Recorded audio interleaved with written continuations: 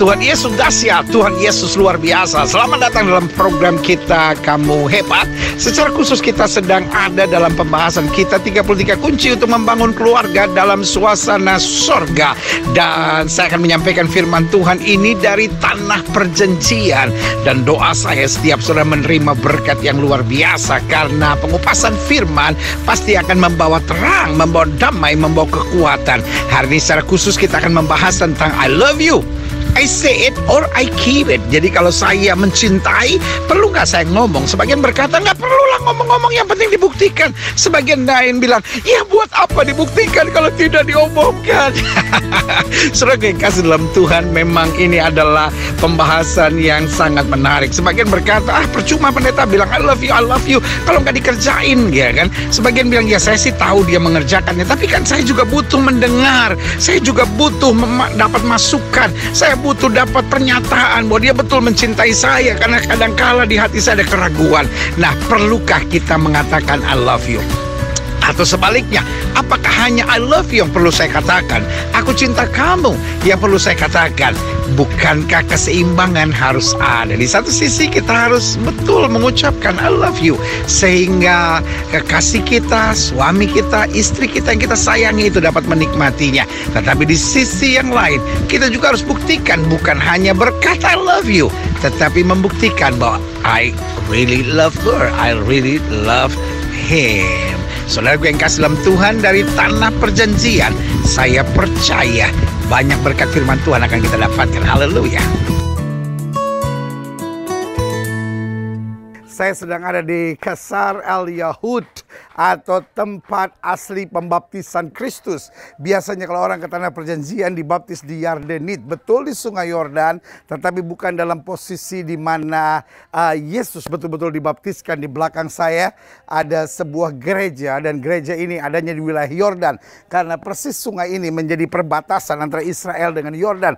Hanya beda kurang lebih 2 meter, saudara-saudara. Iya kan, sebelah sini atau sebelah kirinya dari sungai ini adalah milik Israel, dan sebelah kanannya adalah milik Yordan. Nah, saudaraku yang kasih dalam Tuhan, saya oleh anugerah Tuhan boleh ada di tempat ini dan menyaksikan pembaptisan dari banyak orang yang hadir. Nah, saudaraku yang kasih dalam Tuhan, saya terbeban untuk dari tempat ini membagikan berkat firman Tuhan bagi jemaat sekalian, karena di tempat inilah kita percaya bahwa langit terbuka dan suara itu berbunyi, inilah anak yang kukasihi, kepadanya lah aku berkenan. Nah, doa saya sehingga setiap jemaat sekalian boleh mengalami pengalaman seperti itu. Inilah anak yang kukasihi, kepadanya lah aku berkenan. Berikan tepuk tangan yang meriah buat Tuhan. Haleluya, haleluya, haleluya. Nah, saudaraku yang kasih dalam Tuhan, hari ini kita masuk pada pembahasan ke-12, karena saya sedang membagikan kunci. Ada 33 kunci untuk membangun keluarga dalam suasana sorga. Dan hari ini kita masuk pada yang ke-12, dan dalam ke-12 saya pakai bahasa sederhana. Saya tulis judulnya begini, I love you, I say it, or I keep it. When I say I love you, saya ucapkan atau saya simpan di hati, ya kan? Oh, kan nggak usah diumbar-umbar, pendeta. Yang pentingnya dalam hati. Nah, ini yang kita mau belajar hari ini. Kita mau belajar dari Yeremia pasal 31. Ayat yang ketiga sampai ayatnya yang kelima. Yeremia 31 ayat 3 sampai 5, demikian firman Tuhan. Dari jauh Tuhan menampakkan diri kepadanya. Aku mengasihi engkau dengan kasih yang kekal. Haleluya. Lihat. God himself, Allah sendiri dalam kemuliaan, dalam kuasanya, dalam kebesarannya, dalam segala kemampuannya. Allah sendiri berkata apa? Dikatakan, aku mengasihi engkau dengan kasih yang kekal. Sebab itu aku melanjutkan kasih setiaku kepadamu. Haleluya. Lihat, ayat selanjutnya, ayat yang keempat dikatakan, aku akan membangun engkau kembali. Dengan lain kata, karena I love you, karena aku mengasihi engkau, aku nggak biarkan kau biasa-biasa, aku akan membangun, rebuild you. Jadi artinya orang boleh ngancurin kamu, orang boleh merusak kamu, orang boleh menyerahkan kamu, but I will rebuild your life. Aku akan membangun engkau kembali. Dikatakan apa? Sehingga engkau dibangun, hai anak dari Israel. Engkau akan menghiasi dirimu kembali dengan rebana dan akan tampil dalam tari-tarian orang yang bersukaria. Jadi Alkitab berkata, I will rebuild your life. Dan apa yang terjadi? Engkau akan kembali memakai rebana dan melakukan tari-tarian dengan sukacita. Nah, apa artinya ada rebana dan ada tari-tarian sukacita? Artinya ada kemenangan, artinya ada mujizat, artinya ada kepuasan. Nah, saudaraku yang kasih dalam Tuhan, saudara-saudara yang mungkin hari ini rumah tanggamu sedang bermasalah, saudara-saudara yang mungkin keadaan ekonomimu sedang bermasalah, saudara-saudara yang mungkin datang ke gereja dan berkata, pendeta, lama-lama saya jenuh juga datang ke gereja, karena saya kadang-kadang pikir saya nyanyi, saya memuji Tuhan, saya tinggikan Tuhan, pulang saya ngadepin masalah yang sama, rumah tangga saya kembali dihantam badai, ekonomi saya kembali dihantam badai, masa muda saya goncang, banyak doa saya belum dijawab. Nah, ini yang saya bilang, setan sedang menghampas saudara, setan sedang memporak-porandakan hidup saudara. Tetapi izinkan saya mengingatkan buat saudara, there is a time, waktu kita mulai sabar, waktu kita mulai setia, waktu kita mulai menantikan pertolongan Tuhan, there is a time that God will rebuild your life. Ada masanya Tuhan akan membangun engkau kembali. Dan apa yang terjadi ketika Tuhan membangun engkau kembali? Hidupmu penuh dengan rebana, hidupmu penuh dengan tari-tarian, hidupmu penuh dengan sorak-sorai, dan engkau akan hidup dengan bersuka cita. Berikan tepuk tangan yang meriah buat Tuhan. Haleluya, haleluya, haleluya. Taruh tangan kanan saudara di dada dan bilang, Tuhan akan membangun saya kembali. Nah, bisa lebih baik dari itu. Sama-sama bilang, Tuhan akan membangun saya kembali. Haleluya, sama-sama bilang, Tuhan akan membangun saya kembali. Penuh dengan puji-pujian, penuh dengan tari-tarian, penuh dengan sukacita. Wow, berikan tepuk tangan yang meriah buat Tuhan. Haleluya, haleluya, haleluya. Dikatakan apa di sini? Bahwa God will rebuild your life. Engkau akan menghiasi dirimu kembali dengan apa? Rebana, dan akan tampil dalam tari-tarian orang yang bersukaria. Dikatakan pada ayat yang kelima, engkau akan membuat kebun anggur kembali di gunung-gunung Samaria. Artinya ada masanya. Setan mulai merampas segala sesuatu. Dunia, kesalahan, kejahatan kita. Membuat kita kehilangan segala sesuatunya. Tetapi waktu kita kembali kepada Tuhan, dikatakan apa? Engkau akan membuat kebun anggur kembali di gunung-gunung Samaria. Ya, orang-orang yang membuatnya akan memetik hasilnya pula. Artinya bukan hanya hidup kita yang diberkati, tetapi lewat hidup kita, kita akan memancarkan berkat Tuhan kepada banyak orang. Haleluya. Nah, saudaraku yang kasih dalam Tuhan, dari sini kita bisa belajar ada dua ekstrim tentang mengatakan cinta. Jadi kalau kita bicara tentang rumah tangga, kita bicara tentang keluarga, kita bicara tentang keseharian hidup, ada dua ekstrim tentang menyatakan cinta. Yang satu saya sebut ekstrim pelit. Skakar, saudara-saudara, ya kan, koncudu. Koncudu sama skakar DPADKK itu, ya kan. Nah, dikatakan begini, kenapa pelit? Orang yang hampir tidak pernah berkata I love you, baik kepada pasangannya maupun kepada anak-anaknya, dengan alasan yang penting saya tunjukkan dalam sikap dan perbuatan. Jadi yang pertama, ekstrim pertama saya sebut ekstrim orang-orang yang pelit dalam berkata I love you. Kenapa? Karena dia pikir gini, yang penting kan saya tunjukkan dengan perbuatan, yang penting kan saya tunjukkan dengan sikap. Ngapain sih cuma ngomong-ngomong? Talk is cheap. Loh, saya ngerti talk is cheap.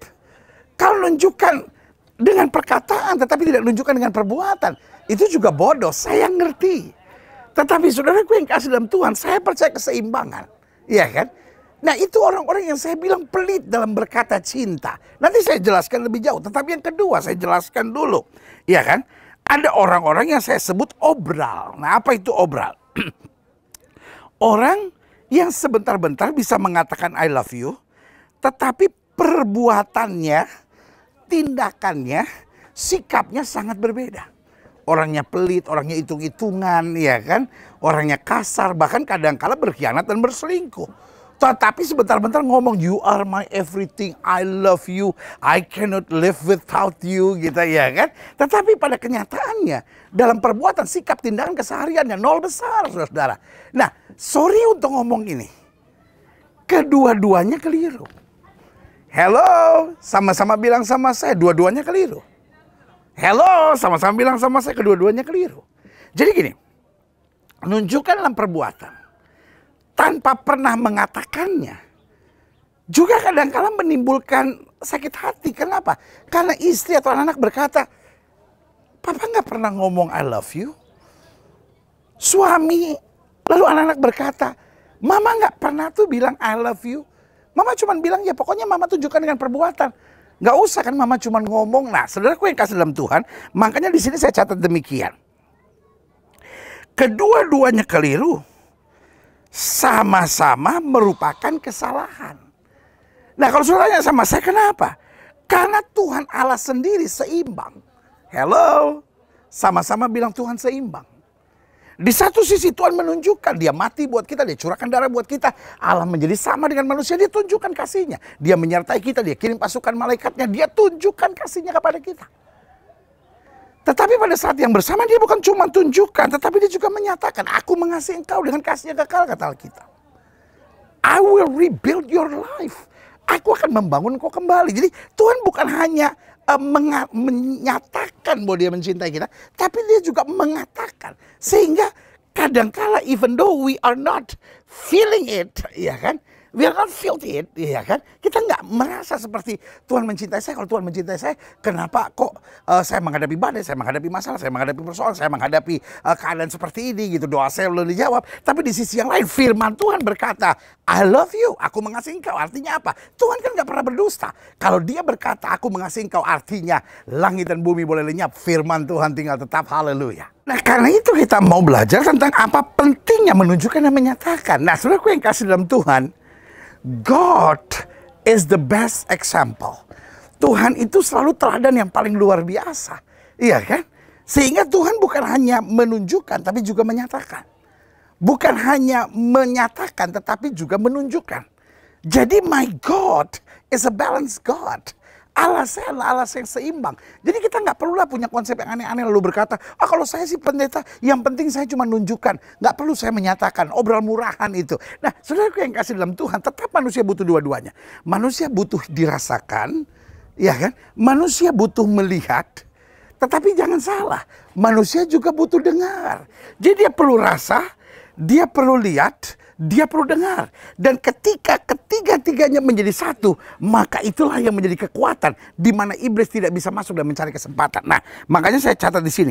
Pentingnya menunjukkan dan menyatakan yang pertama, supaya terjadi keseimbangan dan kesamaan kata dan perbuatan sehingga indera-indera yang ada mengkonfirmasi cinta baik penglihatan, perasaan maupun telinga. Jadi kan gini, manusia kan punya perasaan. Iya kan? Kadang-kadang kita pikir gini, kok suami saya nggak mencintai saya? Kok istri saya nggak mencintai saya? Which is normal. Kenapa? Karena yang namanya perasaan itu bumpy. Yang namanya perasaan itu kadang-kala on and off gitu ya kan. Nah, tetapi ketika kita lihat, saya kok nggak ngerasa ya suami saya cinta saya. Tetapi saya lihat kok dia setiap hari memberi belayan buat saya, ya kan? Setiap hari dia memperhatikan saya, mencukupi kebutuhan saya gitu. Dan setiap hari juga dia berkata, aku mencintai engkau. Lihat, jadi ketika perasaan, ketika mata, ketika telinga seimbang, maka iblis nggak bisa mendapat keuntungan. Tetapi ketika perasaan lagi down, lalu kita lihat-lihat, saya nggak pernah lihat suami saya membelai saya, jalan juga dia nggak pernah pegang tangan saya, masuk pintu juga dia nggak pernah bukain pintu buat saya. Dia nggak pernah peduli sama saya dan dia juga nggak pernah ngomong. Nah, di situ iblis masuk. Oh, berarti suami kamu sudah nggak sayang sama kamu. Nah, begitupun dengan suami. Kok istri saya minta duit terus ya misalnya, ya kan? Saya nggak pernah lihat dia memeluk saya dan hanya berkata I love you, I'm proud to be your wife, ya kan? Dan dia juga nggak pernah ngomong sesuatu. Sehingga apa yang terjadi ketika ada celah-celah seperti itu, iblis bisa pakai celah-celah itu untuk ngancurin banyak hal. Makanya saya bilang harus seimbang kedua-duanya. Sehingga perasaan, mata, dan telinga, ketiga indera ini bisa ngalamin hal yang sama. Yang kedua saya pelajari, supaya terjadi ketentraman hati karena keraguan dapat terjawab dengan kalimat-kalimat yang terucap. Maksud saya gini, kadang-kadang kan manusia ada ragunya dong gitu ya kan, bisa saja gitu ya kan. Ini benar-benar nggak ya suami saya sayang sama saya, ini benar-benar nggak ya orang tua saya sayang sama saya, ini betul-betul nggak ya anak-anak saya sayang sama saya misalnya. Jadi ada keraguan, which is Oke, ada yang bilang keraguan itu datang dari setan, betul ya kan? Tetapi buat saya juga keraguan bisa datang karena kondisi manusia yang memang kadangkala labil gitu. Kadangkala manusia bisa ngerasakan semua baik karena yang namanya perasaan tidak bersandar pada sesuatu. Iman bersandar pada firman Tuhan misalnya. Iya kan, kenyataan bersandar dengan apa yang kita lihat. Tetapi yang namanya perasaan kan tidak bersandar, jadi tergantung suasana hati. Kalau tubuh lagi kurang sehat misalnya, tubuh lagi capek misalnya, bisa saja orang mengalami situasi-situasi di mana perasaannya kok rasanya kayak kurang enak, perasaannya kayak rasa kurang sedap gitu ya kan. Nah di saat seperti itu bisa saja suami mempertanyakan, betul nggak ya istri saya sayang saya, betul nggak ya suami saya sayang saya, betul nggak ya orang tua saya sayang saya, betul nggak ya anak-anak saya sebetulnya membutuhkan saya. Nah ini kan banyak pertanyaan-pertanyaan yang kalau nggak terjawab akhirnya jadi aneh-aneh gitu. Tiba-tiba lagi duduk bersama, istri tanya sama suami, kalau saya mati kamu kawin lagi nggak ya? Iya kan? Nah pertanyaan-pertanyaan gitu kan bisa jadi pemicu gara-gara gitu saudara-saudara ya kan. Dan ada banyak rumah tangga akhirnya ribut besar cuman gara-gara pertanyaan-pertanyaan bodoh seperti itu. Kamu sayang saya nggak ya? Apa cukup? Apa nggak cukup apa yang saya kasih selama ini? Tuh lihat cincin kamu, tuh lihat baju kamu, tuh lihat gelang kamu, tuh lihat tas-tas kamu. Itu kan bukti saya cinta kamu. Pak, bukan soal uang, Pak. Ayo berkelahi. Saya ngerti gak maksud saya? Iya kan? Kenapa? Itu yang saya bilang. Karena tidak ada ketentraman hati dari kalimat-kalimat yang terucap. Nah yang ketiga saya pelajari, ya kan? Kenapa perlunya seimbang antara perkataan dan juga perbuatan? Saya catat di sini. Karena serangan-serangan setan yang terutama dalam diri seseorang adalah kamu tidak dicintai. Tahukah saudara? Serangan setan yang paling berbahaya dan serangan setan yang paling sering sukses adalah kamu tidak dicintai. Ketika suami mulai merasa saya tidak dicintai, tidak sedikit yang berpikir buat apa lagi saya hidup. Ketika istri mulai merasa saya tidak dicintai, buat apa lagi saya pertahankan rumah tangga ini. Tidak sedikit anak muda yang merasa karena saya tidak dicintai, biar saya mati aja. Tidak sedikit anak muda yang lari ke narkoba karena merasa apa? Saya tidak dicintai. Tapi hari ini saya mau bilang, ketika engkau merasa saya tidak dicintai, saya mau bilang itu dusta iblis. Sama-sama bilang sama saya itu dusta iblis. Kurang mantap, sama-sama bilang sama saya itu dusta iblis. Sudah lumayan, tapi sekali lagi lebih mantap, sama-sama bilang sama saya itu dusta iblis. Hello, itu dusta iblis. Ketika saudara merasa di pelayanan, merasa nggak ada yang cinta sama saya, nggak ada yang pedulikan saya di pelayanan, saya mau bilang itu dusta iblis. Ketika engkau di pergaulan, lalu saudara mulai merasa saya nggak disayang siapa-siapa, no one needs me. Sampai keluar lagu I'm nobody's child. Kalau nobody's child, terus anak siapa dong? Anak bawang, saudara-saudara. Iya kan? Nah itu yang saya mau jelaskan buat setiap saudara. Salah satu serangan setan yang paling berbahaya dalam keluarga, dalam pelayanan, dalam kehidupan, dalam bermasyarakat. Ketika seorang mulai merasa, I'm rejected, saya tertolak, saya nggak diterima di mana-mana. Nah saudaraku yang kasih dalam Tuhan, orang seperti itu bisa violent, orang seperti itu bisa aneh-aneh. Orang seperti itu bisa cari-cari perhatian dan enggak, saudara-saudara. Sebagai gembala saudara, sebagai hamba Tuhan, sebagai your pastor, sebagai bapak rohani saudara, izinkan saya mengingatkan buat saudara. Tutup serangan setan ini buat keluarga kita. Dan kalau itu terjadi dengan kita, cepat bertindak dan bilang ini dusta iblis. Karena saya tahu minimal kalaupun semua orang mengecewakan saya, Yesus Tuhan mengasihi saya. Berikan tepuk tangan yang meriah buat Tuhan. Haleluya, haleluya, haleluya. Nah yang keempat selanjutnya saya pelajari, pentingnya menunjukkan dan menyatakan cinta adalah sebagai bagian dari merendahkan hati dan merekatkan cinta. Nah, ini penting sekali. Bagian merendahkan hati dan merekatkan cinta. Tanpa kita sadari, seorang yang sombong, seorang yang arogan will never say I love you. Karena gini, untuk berkata I love you berarti kan di sisi yang lain kita berkata I cannot live without you. Untuk berkata I love you sebetulnya ada sisipan yang sebetulnya berkata you are my everything. Nah itu sebabnya seorang baru dapat berkata I love you kalau dia ada kerendahan hati. Karena betul suami saya ada kekurangannya, betul istri saya ada kekurangannya, betul anak-anak saya ada kekurangannya, betul orang tua saya ada kekurangannya. Tapi mereka begitu berarti buat saya. Itu sebabnya saya berkata I love you.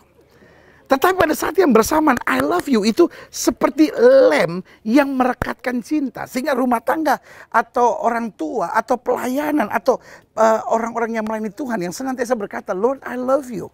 Atau my wife, I love you. Atau my husband, I love you. Atau my kids, I love you. Tanpa dia sadari, itu cintanya makin hari makin melekat.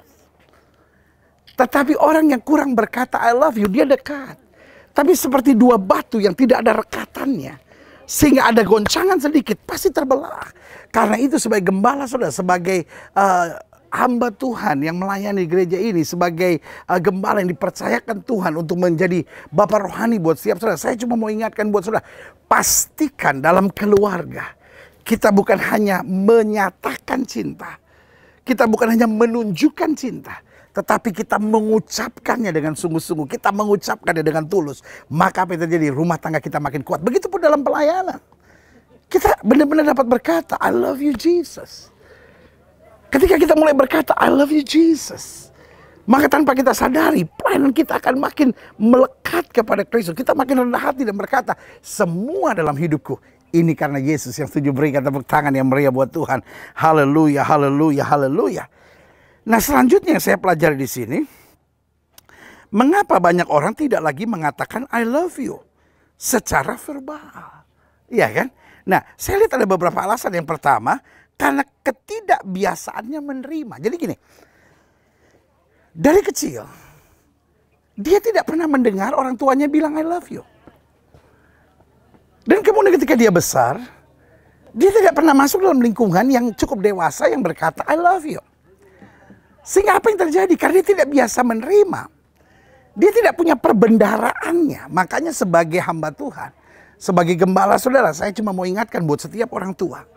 Biasakan setiap hari peluk anak-anak saudara, apalagi di bawah umur 12 tahun. Peluk dia dan bilang, I love you. Mama love you so much. Papa love you so much. Kenapa? Karena ketika engkau katakan itu tanpa disadari, itu menjadi perbendaharaan yang baik dalam hidupnya. Sehingga kemudian ketika dia besar, dia terbiasa menghargai orang. Dia terbiasa mengucapkan kata-kata yang membangun. Dia terbiasa mengucapkan kata-kata yang mengandung sukacita dan kemuliaan buat nama Tuhan. Yang setuju sama saya katakan amin. Jadi yang pertama, kenapa orang tidak terbiasa berkata I love you? Karena ketidakbiasaannya untuk mendengar. Yang kedua, karena tidak kesanggupannya, karena gengsi yang tersimpan di hatinya. Jadi ada orang-orang yang memang gengsi untuk menyatakan I love you. Jadi dia berkata, wah kalau saya berkata I love you kayaknya, wah saya bisa diinjek-injek nanti pendeta, nanti suami saya bisa bertingkah pendeta, nanti istri saya bisa seenaknya sama saya. Lo keliru saudara-saudara. Bisa gak sih gengsi saudara-saudara buang? Rumah tangga gak bisa kuat deh kalau saudara gengsi-gengsi terus. Makan tuh gengsi saudara-saudara. Iya, apa salahnya sih menghargai istri saudara? Apa salahnya menghargai suami saudara? Apa salahnya menghargai anak-anak saudara? Itu bagian dari kehendak Tuhan. Yesus saja berkata, aku menghargai engkau. Oh haleluya. Kalau Yesus bisa menghargai kita, kenapa kita nggak bisa menghargai orang-orang yang kita cintai, yang setuju sama saya katakan amin. Nah selanjutnya saya pelajari, kenapa sih orang susah sekali bilang I love you. Yang ketiga saya pelajari, karena ketidakmengertian akan kuasa di balik perkataan tersebut. Jadi saya ulangi sekali lagi, yang ketiga, karena ketidakmengertian kita ada kuasa di balik perkataan tersebut. Ketika kita berkata I love you, tanpa kita sadari kita share the love of Christ. Ketika kita peluk anak kita dan berkata I love you, tanpa kita sadari itu meruntuhkan tuh, ada kepahitan-kepahitan dalam hidupnya, ada luka-luka, ya kan? Kenapa? Karena Roh Kudus akan berbicara bersama dengan kata-kata itu. Lihat suami kamu sayang kamu kan? Lihat istri kamu sayang kamu kan? Lihat mama dan papa kamu sayang kamu kan? Saudaraku yang kasih dalam Tuhan, setiap perkataan positif, di dalamnya ada urapan Tuhan. Kalau kita katakan keluar dari hati kita yang terdalam. Karena itu sebagai gembala saudara, saya rindu melihat rumah tangga yang Tuhan percayakan untuk saya gembalakan. Menjadi rumah tangga yang kokoh, menjadi rumah tangga yang kuat, menjadi rumah tangga di mana urapan Allah luar biasa turun di dalamnya. Sehingga apa yang terjadi? Rumah tangga kita tidak ada celah untuk setan masuk dan menghancurkan. Yang setuju sama saya katakan amin. Selanjutnya saya catat di sini, mengapa seringkali kata I love you menjadi susah? Yang keempat, karena tidak ada yang mengajarkan kita sehingga dia hanya meyakini apa yang dianggapnya baik. Jadi nggak ada yang mengajar dia bahwa harus menyatakan I love you. Sehingga apa yang dia pikir, ya pokoknya apa yang saya anggap baik itu yang saya kerjakan. Apa yang saya nonton di sinetron dan menurut saya itu baik, itu aja yang saya laksanakan. Karena ya memang kadang-kadang gereja pokoknya kan bicara tentang mujizat, gereja bicara tentang kuasa, gereja bicara tentang urapan, gereja bicara tentang pujian penyembahan kepada Tuhan. Tapi gereja nggak mengajarkan untuk saya harus bilang I love you pada istri saya, I love you pada suami saya, I love you kepada anak-anak saya gitu ya kan. Tetapi maksud saya, gereja ini mengajarkan saudara, tetapi bukan hanya, hey, I love you. Bukan begitu dong. Tetapi dengan hati yang tulus, dengan hati yang betul-betul tahu Tuhan telah memberi engkau buat menjadi istriku. Tuhan yang memberi engkau menjadi suamiku. Tuhan yang memberi engkau menjadi anak-anakku. Itu sebabnya aku sangat mengasihi engkau. Karena dengan kasih itu, sesuatu yang luar biasa akan terjadi. Yang setuju berikan tepuk tangan yang meriah buat Tuhan. Haleluya, haleluya, haleluya, haleluya. Nah, selanjutnya yang saya pelajari di sini, sebagai penutup saya tekankan begini. Kenapa pentingnya bahwa kata I love you tetap terngiang di keluarga kita. Cintailah dengan perbuatan serta tindakan. Namun pada saat yang bersamaan, katakan dan nyatakan I love you dengan tulus dan dengan hati yang terdalam. Saya undang pemain musik maju ke depan. Kalau di samping saudara anak saudara, boleh nggak saya minta tolong pegang tangan anak saudara. Kalau di samping saudara orang tua saudara, peluk dia. Kalau di samping saudara suami saudara, boleh nggak pegang tangannya? Lalu kalau di samping saudara istri saudara, coba peluk dia. Nah hari ini, ya lakukan. Udahlah jangan malu-malu. Yang pacaran gak usah ikut campur, ya kan? Yang pacaran tahan diri dulu gitu ya kan? Jangan cuma pacaran obrol I love you. Makanya saya bilang, banyak orang pikir masa pacaran lebih bahagia dari masa pernikahan, itu kalimat orang stres. Masa pernikahan harus jauh lebih bahagia, 1000 kali lebih bahagia dari masa pacaran. Hari ini kita mau menerima perjamuan suci. Yesus saja berkata I love you. Aku mengasihi engkau dengan kasih yang kekal. Yesus saja menyatakan, Bapa ampunilah mereka sebab mereka tidak tahu apa mereka perbuat. Artinya dengan kasih aku mau mereka lepas dari persoalan. Waktu engkau terima perjamuan suci, satu hal, engkau tahu bahwa engkau dikasihi Tuhan. Tetapi tahukah istrimu bahwa engkau mengasihi dia? Tahukah suamimu bahwa engkau mengasihi dia? Tahukah anak-anakmu bahwa engkau mengasihi dia hari ini? Boleh nggak? Orang tua dan anak, orang tua pegang tangan anak, anak peluk orang tuanya. Istri pegang tangan suami, suami peluk istrinya.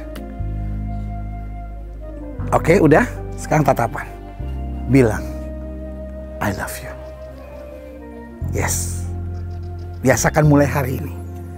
Kata itu menjadi kata yang setiap hari harus kita ucapkan. Sayang, you are my everything. Dear, I love you. My husband, I cannot live without you. Peluk anak-anak dan bilang sayang kau segala-galanya. Dan izinkan hal ini saya sebagai gembala. Siapapun saudara, hari ini Tuhan Yesus sedang memandang saudara dan berkata, aku mengasihi engkau dengan kasih yang sempurna. Saudaraku yang kasih dalam Tuhan, jangan ada lagi orang yang hidup dengan perasaan, betul gak ya Tuhan mengasihi saya, betul gak ya Tuhan punya rencana yang indah buat hidup saya, kenapa sih hidup saya gagal. Saudara mungkin ada di gereja dengan berbagai masalah dalam hidup saudara, tetapi izinkan saya sebagai gembala mengingatkan buat saudara, Yesus mencintai saudara, Yesus mengasihi saudara.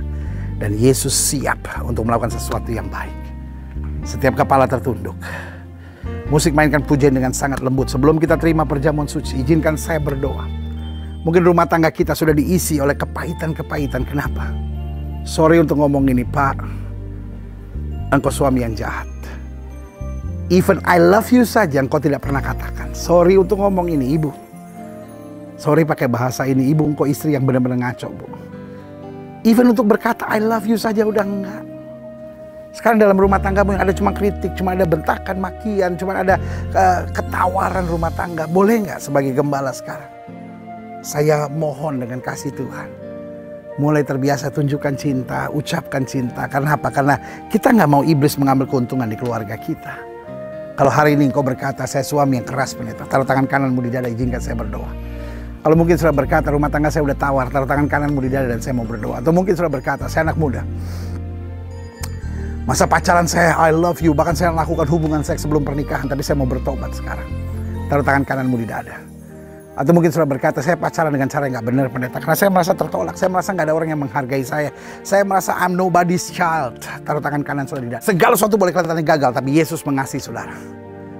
Engkau boleh saja nggak merasakan mana sih kasih Tuhan, tapi Dia tetap mengasihi saudara. Jika itu doamu, taruh tangan kananmu di dada. Hari ini harus menjadi hari pemulihan, hari ini harus menjadi hari mujizat, hari ini harus menjadi hari di mana Tuhan melawan engkau dan dengar suara Tuhan dalam roh saudara. I love you with an eternal life. Aku mencintai engkau dengan hidup yang kekal. I love you with an eternal love. Aku mencintai engkau dengan kasih yang kekal. Jika itu yang kau butuhkan, taruh tangan kananmu di dada. Kita berdoa. Setiap mata terpejam, setiap kepala tertunduk, setiap hati terangkat kepada Tuhan. Hari ini, terimalah kasih yang kekal. Sehingga kasih itu dapat kau bagikan kepada sahabat, rekan, kenalan, pelayananmu. Dan juga kepada suami, kepada istri. Karena kalau kau nggak mengalami kasih Tuhan, bagaimana kau bisa membagikan kasih itu? Jesus said, I love you. Yesus berkata, aku mengasihi engkau. Kita berdoa. Bapa, dalam nama Yesus, kami mau meyakinkan diri kami bahwa kami dicintai dengan cinta kekal dari Kristus. Itu sebabnya Amba berdoa di dalam nama Yesus. Tuhan jamah. Tuhan jamah satu persatu. Rumah tangga yang mulai goyah. Suami yang kasar pada istri. Istri yang kepala batu terhadap suami. Rumah tangga yang sudah mulai tawar. Adik-adik muda yang melakukan hubungan seks sebelum nikah. Adik-adik muda yang stres dengan masa pacarannya. Adik-adik muda yang mulai jauh dari Tuhan. Amba berdoa sekarang di dalam nama Yesus. Sehingga mulai hari ini kami belajar untuk menjadi orang yang mengucapkan kata-kata yang baik. Memberi semangat buat orang sekitar kami. Istri kami harus merasa bahwa dia dicintai. Baik dengan perbuatan kami, tapi juga dengan perkataan kami. Suami kami harus merasa dikasihi, supaya iblis jangan mengambil keuntungan. Sehingga dia dikasihi dengan perbuatan kami, tapi pada saat yang bersamaan dia dikasihi dengan perkataan kami. Anak-anak kami harus merasa bahwa dia dicintai oleh kami sebagai orang tua.